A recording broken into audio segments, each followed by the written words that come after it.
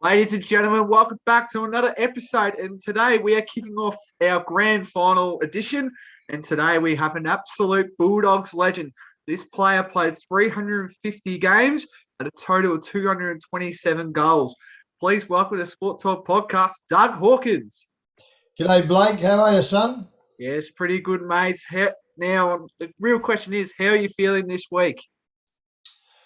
Well, mate, it's a great opportunity again in it for the Western Bulldogs, and I suppose in some way it's a bit similar to 2016. I reckon probably 5 years ago now. There's probably 8 or 9 boys that are playing in that side from that win in 2016. So half the side have been there, done it before. I'm really excited for them. I'm on edge a little bit. I think it's going to be a great grand final. Both sides had 2 great wins. Melbourne made Geelong look very ordinary, and the Dogs made Port Adelaide look second rate. So it's going to be an absolute belter, mate, the grand final. I'm really excited by it. Yep. You touched on before that the Bulldogs, of course, have been in, of course, in 2016. Do you think they can reduce the flashbacks of 2016 against the informed Melbourne side that has been the benchmark team for the whole year? Yeah, Blake, probably their pattern sort of indicates they can. I think 5 years ago, 2016, they beat West Coast, had to come back, beat Hawthorn. Prelim final, had to go and beat GWS. And then to do it on the big dance to beat Sydney was something pretty special. So they've done it the hard way again. And I think for whatever reason it is, they seem to like doing it hard. And back to 16, they finished 7th. That was unreal. 3 rounds before the end of the season this year, they were sitting on top of the ladder, probably nearly the best side outside of Melbourne. We lost the last couple, and then we've come back with a real wet sail again. So, it just makes me real confident that this side can get the job done again, and hopefully win our second grand final in 5 years, which is amazing. Yeah, you touched on with the Bulldogs, of course, making it the hard way with 3 tough finals. Which team do you feel like has the best preparation for the game on Saturday? Blake, I really think the Dogs have. I think the fact that they've had the week off, and it's going to suit Bontempelli, who had that bit of a crook knee, even though he played very brilliantly in that prelim final. Stephen Martin in the ruck is going to give him that extra week now, a bit of a break. He's missed a lot of footy, but his performance against Port Adelaide was just against Lycott, or Lyke, what his name is, was fantastic. So I just think that the Dogs are really well placed. And Melbourne, it'd be fair to say, Blake, I reckon they've played 1 game in about 27 days or 28 days. That's not a lot of footy in a period of only 3 weeks. So, and I think being a past player, even though I never played in a grand final at the highest level, you can be a bit underdone. And I've just got this feeling the Dogs are going to be really strong and ready to go. And again, they've played some really hard, tough footy. And again, in saying that 1 win for Melbourne, it was a soft win. Like, you know what I mean? It was a really soft performance by Geelong. Yeah. And to have a soft gig or a soft game in that 27 days, I just reckon the Dogs are just beautifully placed. Yeah. Of course, the 2 best midfields you would say in the comp, but you would say the D's have a better midfield. But do you feel like this midfield is going to be one of the ages for the grand final on Saturday? I think probably the key is going to be Martin in the ruck against Gaunt. Yep. Gaunt was very, very good against Geelong. I think he kicked 5 goals or 4 or 5 goals, and was something I don't know if he'll ever do again. But he kicked 5 goals, and he was terrific, and he gave his on-ballers first use of the footy. And Petrarca's been outstanding, a terrific year.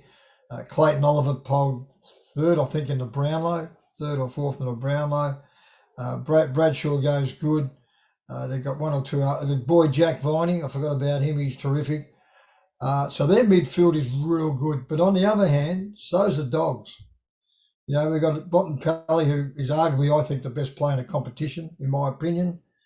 He'll play on ball. I think Jackson McRae's gone to another level. He gets 30 every week.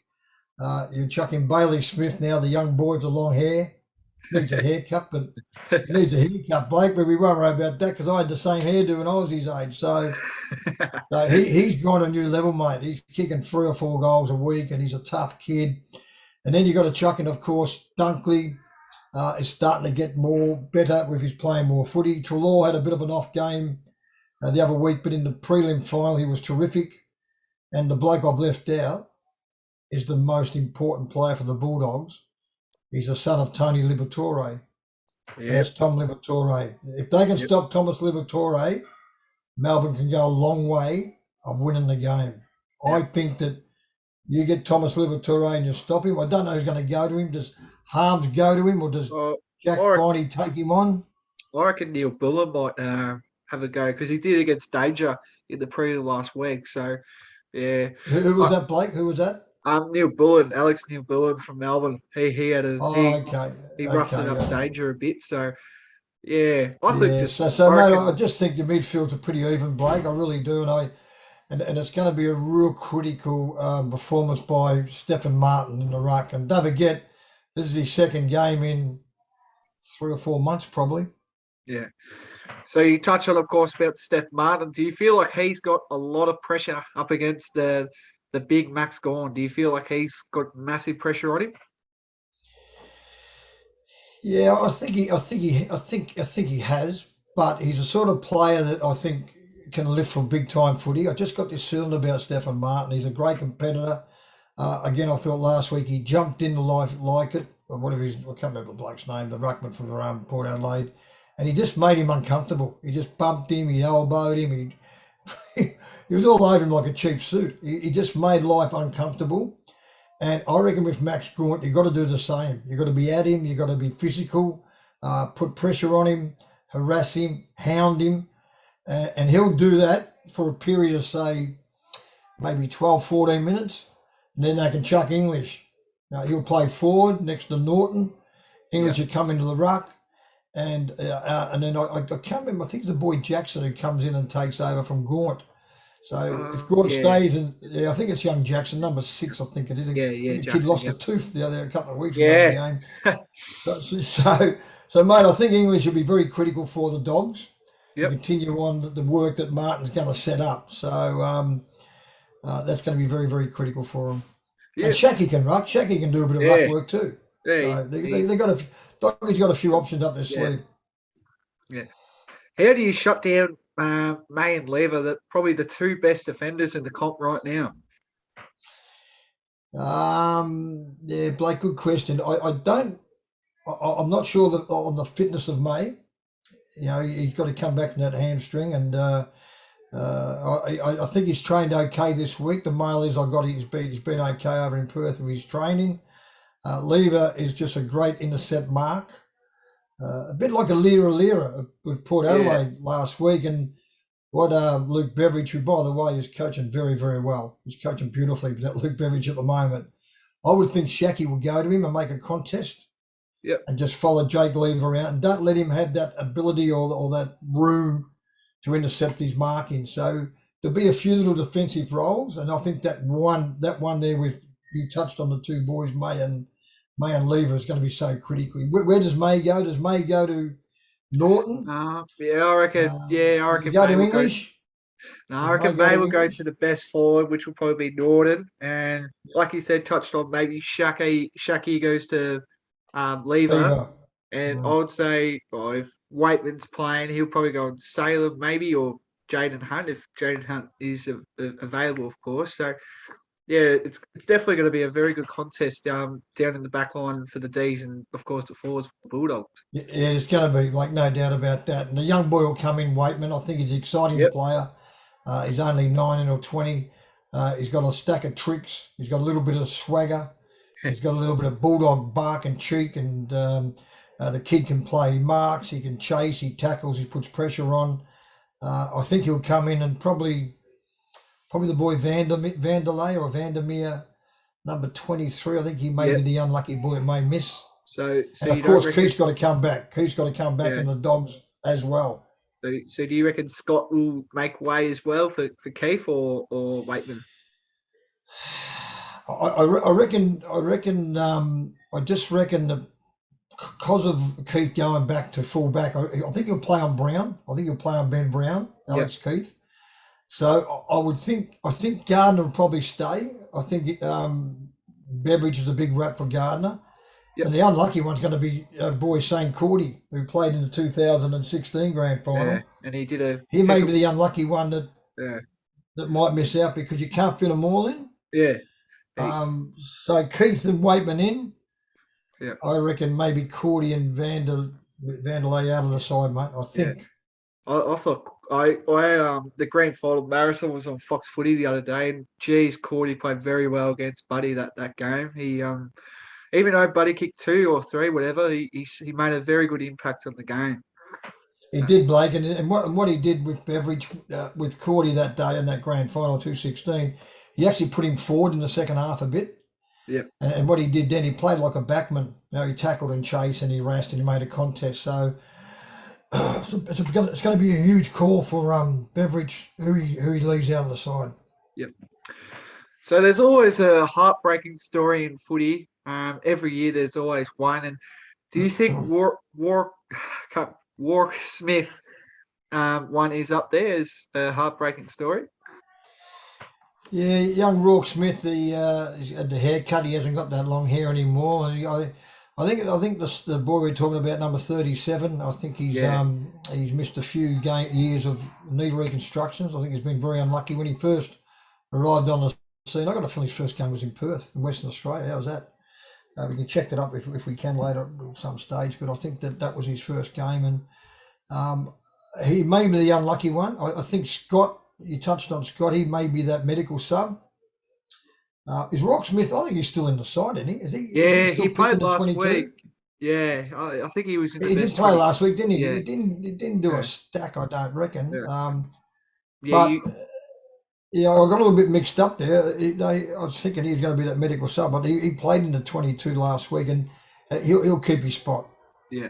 Yes, I just saw then that you were correct. He made his debut round 21, 2015 at Subiaco Oval back then. So, yeah. Now I remember the kid Blake. I remember him starting. Yeah. I remember his first game was in Perth. I was actually over there. I was over there doing some speaking engagements, and I remember staying in the same hotel. And then I went to a supporters group, and the young boy was there, and they said, "Oh, this is young Rourke Smith. He's playing his first game." He had the long hair down to his back, and then in that meantime, he's had 2 knee reconstructions, I reckon. So he's been pretty stiff. Yeah. So, where do you think the game will be won and why?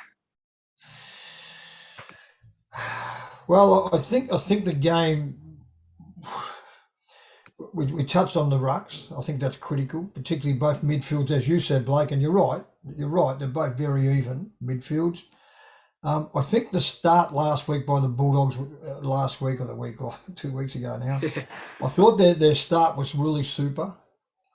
I thought they'd come out of the blocks really well against Port Adelaide, and we all know that you got 60,000 Port Adelaide supporters at Adelaide Oval. Yeah. Port Adelaide are flying. They've had a week Yeah. off and they're fresh, and they're 1 game away from playing in a grand final, and everything was pointing towards Port Adelaide. Yeah. But what the Bulldogs did is the late Charlie Sutton Blake, who captain coached our 54 premiership, he had a great saying, and it was this: shop early, avoid the rush. So if you shop early, knock them over early, and worry about it later on. And that's what they did. That game was over. That game against Port Adelaide, it was over by the 12-minute mark.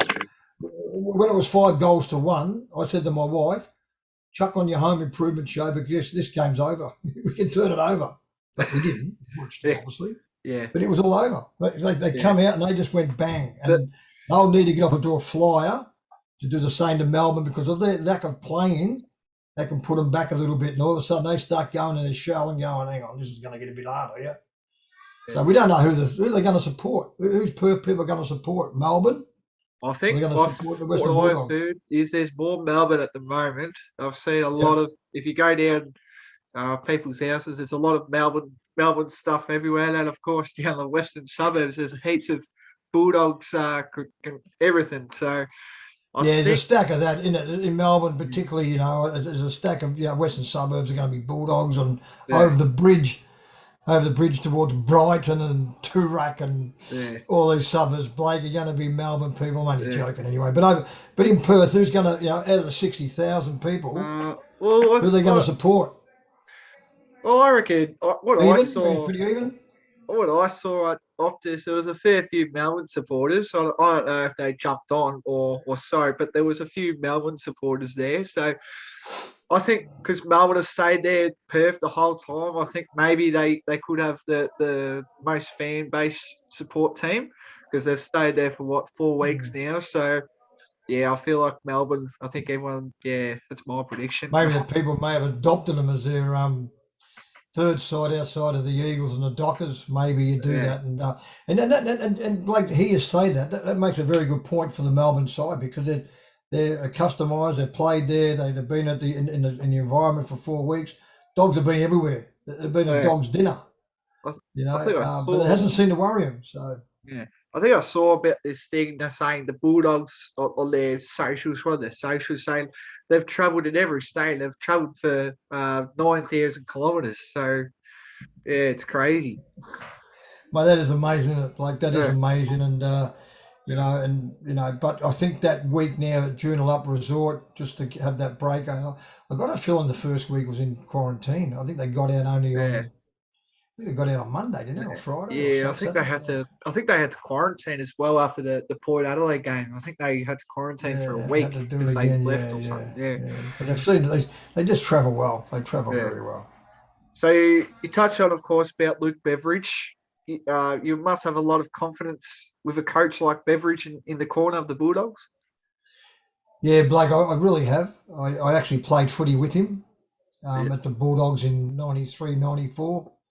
Matter of fact, he was on the bench the day that I broke Teddy Whitten's record in '94. It was me, Steve McPherson, one of my greatest mates, and the other bloke was Luke Beveridge. How's that for a little trivia question? We yeah. started on the bench together, the three Oh, of us, and he was a tough competitor, and he had a few tricks. Wouldn't take a backward step, and I just reckon that he's coaching really well. I think he's at the top of his game right now, and that's nothing against Simon Goodwin because I think he got voted the coach of the year. I yeah. think I saw today that. was it? Yeah, Or, yeah, yeah. And I think Luke was second, and Leon Cameron from the yeah, GWS ex Bulldogs was yeah, third. So yeah, I just think Bevo's coaching real well. He's just got him. He's got him actually playing for each other, which is so critical, and he's got them playing for him, and it's just a really good mix to have that. So I think Beveridge's coaching is going to be very, very important. The good thing about Bevo, he'll have a plan A, but as the game unfolds, he's prepared to change to B, C, D. Like he'll change in the way the game. Sometimes blokes just coach for Thursday night and they go in and go, we're going to do this, to that. And when the game unfolds, they don't adjust to it. They don't change the tempo to it. And this bloke doesn't do that. He yeah. coaches very well.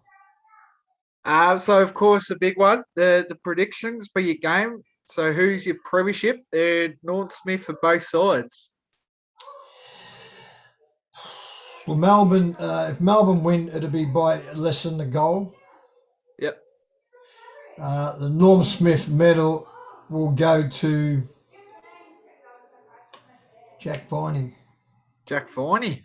Yeah, I just got this gut feeling about him Yeah, getting a fair bit of footy and being heavily involved in scoring opportunities. And it just seems to me like he's going to be a big time player, and he's a bit like his old man. Todd was a yeah, good player for Melbourne, tough and hard, and for the Bulldogs win, which I think they will. I'm going for the Bulldogs by 3 to 4 goals. I think that could be maybe a little bit more if they get away from them. yep, And the two that I think can win it is Bailey Smith. He's going to get a lot of attention. They're going to attack him. Blake, yeah. they're I going to reckon. attack him. Yeah, Melbourne, they're going to make it that physical for that young bloke. And you know what? He won't care 1 inch because the yeah, kid's tough and he's hard and he'll love that. He'll love that stuff. yeah, So, yes, and again, if they can't control Thomas Liberatore, he can win the Norm Smith medal because guess what? He's a big time player, like his dad was, and he was tough and he's hard. And if they can't control him, they can't win the game. How's that? yeah, That's my feeling. yeah. That's how Yes, Liberatore is so heavily rated by me. Yeah. Yeah, if I had to pick mine, I said that Melbourne will win the premiership. I reckon by probably 8 points. As you said, probably a goal or two. But I reckon if you want a great season, and this player has had a tremendous season, I think Christian Petrarca is going to win the Normie. But if Bulldogs, I'll say Bulldogs probably by 14, and I'll give it Norton Smith. It's a hard one because the Bulldogs have got so many great footballers in that side. But yeah, you touched on Liberatore. Yeah, I'll say I'll give him my vote for the Norman Smith if I had to. So yeah, Who do you barrack for, Blake? Who do you follow? there you go. I'm a Tigers fan there, so there's that. What a So stupid question. I'm sitting here looking at all these Richmond photos behind you, yeah, and I ask you, who do you barrack for? Jesus yeah, Christ. yeah. Well, you'd be happy over the last 4 years. You'd be wrapped. Yeah, it was good. Yeah, I think I went to 17 and 19. Obviously, couldn't go last year, so yeah, it's a great Who's your experience. favourite player, Blake? There, Richmond. Well, we hanged up the captaincy, so Trent Cotchin. So I feel like he's probably got another 2 years, maybe. I don't know, but yeah, he's my favourite. And you make much of the coach. Hardwick, good coach. Yeah. I thought at the start of, a few shaking the head, just like, is this man the right, Right pick, yeah, the right yeah. mix. But obviously, that's obviously changed now. So yeah, Yeah, no, he's done a good job, and he's done a good job. And yeah, yeah, he was on the verge. It could easily have been finished for him. It could easily have yeah. been all over for him, Damien Hardwick, and he's done a terrific job with the Richmond Footy Club. Yeah. All right. Thank you, Doug, for coming on to the show. As the great EJ Whitten would say, let's stick it up and You little beauty. Woof, woof, woof, yeah. woof. Good on All you, right. Blakey. Good on you, Thanks, son. Good mate. luck. Cheers.